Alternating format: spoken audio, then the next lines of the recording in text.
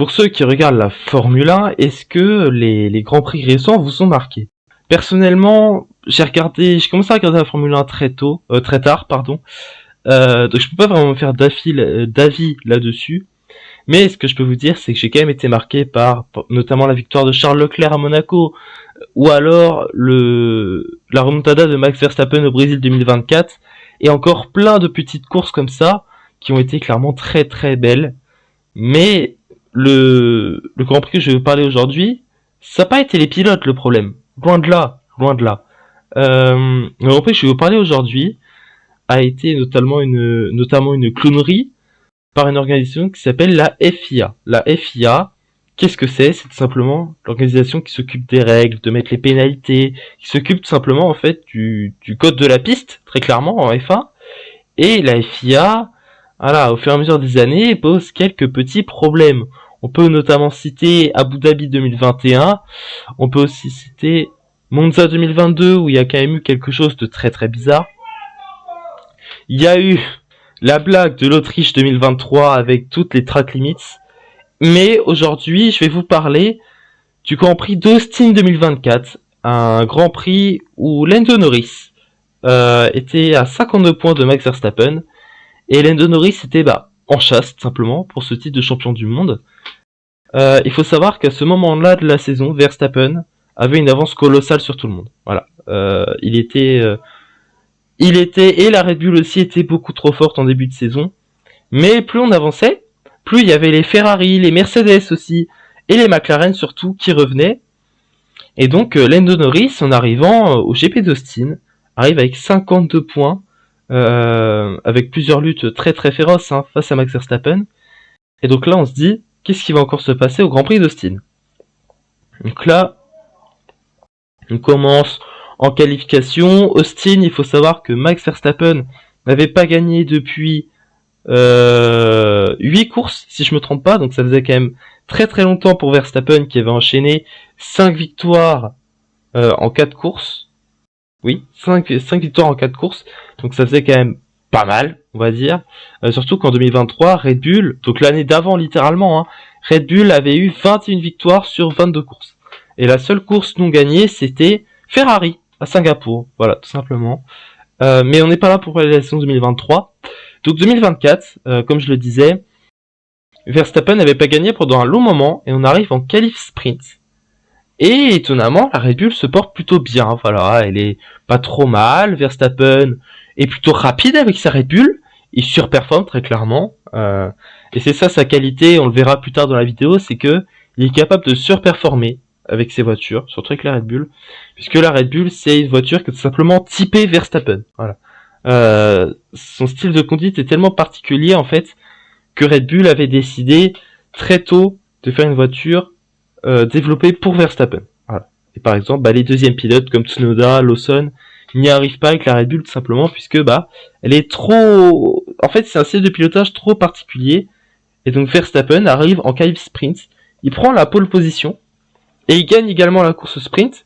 Donc jusque là, on se dit super, ça se passe bien pour Verstappen, etc. Et donc qu'est-ce qui pourrait mal se passer à Austin? Et donc, à Austin en course principale.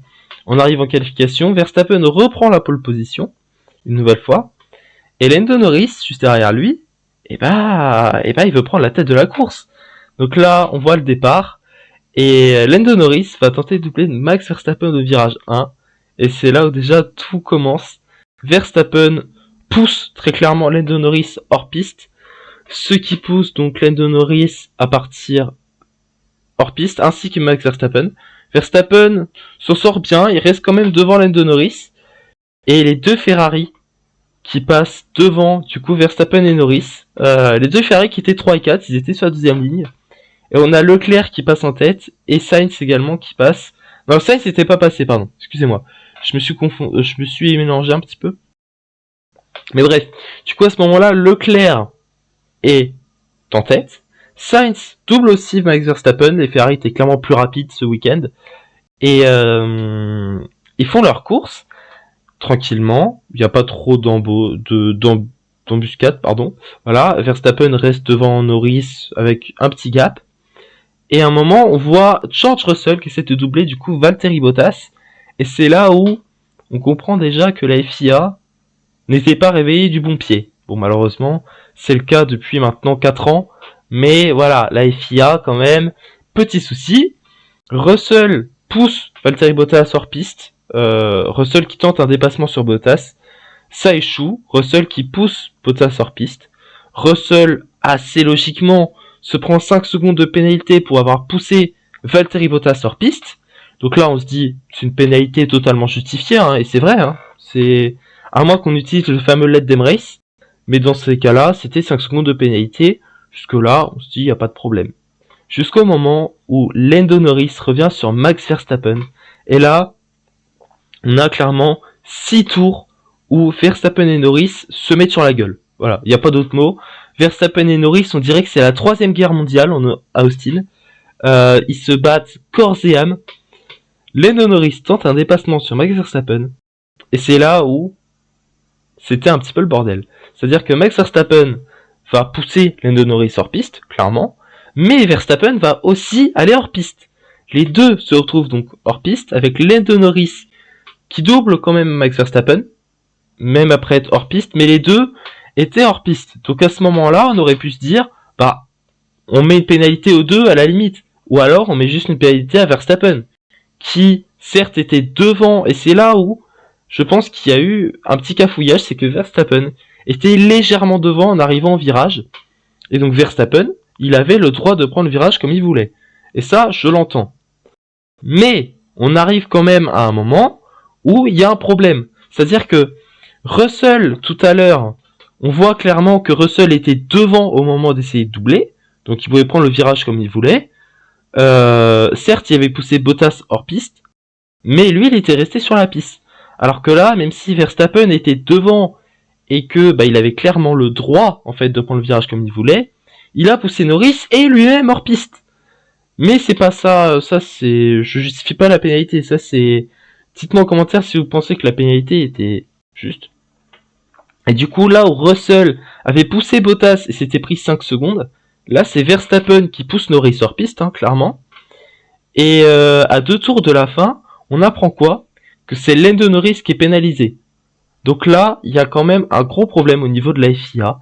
Et c'est quand même dommage, puisque la bataille entre Verstappen et Norris était certes à la limite. D'ailleurs, au Mexique, Verstappen s'était pris une petite claque. C'était le Grand Prix d'après, voilà. Il s'est fait calmer, très clairement. Mais là, dans la situation du GP d'Austin, c'est juste dommage. Parce qu'on a 2 pilotes qui jouent le titre pilote. On a 2 pilotes affamés, très clairement, sur la piste. Ils roulent comme ils ont envie, c'est le fameux let them race.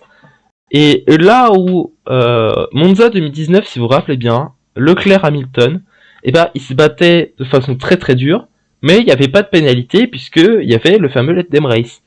Et malheureusement en 2024, la règle du let them race est aléatoire avec la FIA. C'est-à-dire que par moment on met pas de pénalité, on laisse les pilotes rouler, et des fois on arrive là, à Austin, où en fait ça n'a aucune logique. Comme je l'ai dit, Russell avait poussé Bottas hors piste, et c'est Russell qui se prend la pénalité. Et là, quand c'est Verstappen qui pousse Norris hors piste, c'est Norris qui se prend la pénalité. Donc, c'est là où justement je vais parler, pas forcément de cette course, mais juste de la FIA. On a un énorme problème sur la répartition des pénalités. Voilà. Et c'est là où je voulais en venir. C'est quand même... En fait, c'est ce que je dis, c'est juste dommage de pas laisser les pilotes rouler comme ils veulent. Parce que vous prenez par exemple, les années 2000 à peu près, des fois ça se poussait hors piste et tout, et alors, il n'y avait pas de pénalité, clairement. Les pilotes, ils faisaient ce qu'ils voulaient, à la limite du raisonnable, mais voilà, s'ils se poussaient hors piste, écoutez, c'est le let them race, voilà, si c'est pas volontaire, et que juste, ils voulaient tenter un dépassement ballsy, mais que c'est quand même propre et qu'il n'y a pas de contact, on mettait pas de pénalité, parce que voilà, on les laissait rouler, et s'il y a un accident, tant pis pour eux, et là on mettait une pénalité. Maintenant, c'est aléatoire. Une autre situation à peu près équivalente, l'Autriche en 2024, Verstappen et Norris encore une fois se battent. Verstappen y a un contact entre les deux en fait. Et Verstappen, là cette fois-ci, s'était pris une pénalité, il s'était pris 10 secondes, je crois. Mais Norris, lui, dans l'histoire, il n'avait rien fait, et il se prend 5 secondes de pénalité. Donc, j'ai parlé d'Austin 2024, mais toute la saison 2024 a quand même été une vaste blague, parce que vraiment, les pénalités n'ont aucun sens. Et ça, c'est valable pour la saison 2023, 2022 et 2021.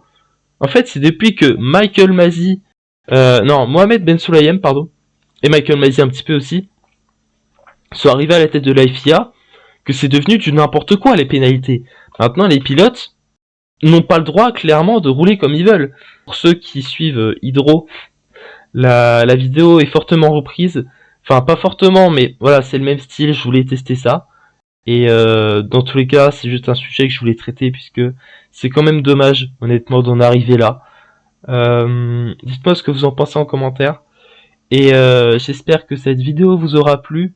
Et sur ce, je vous dis à la prochaine pour une nouvelle vidéo, que ça soit de la Formule 1 ou peu importe. J'espère que cette vidéo vous aura plu. Sur ce, je vous dis bye tout le monde.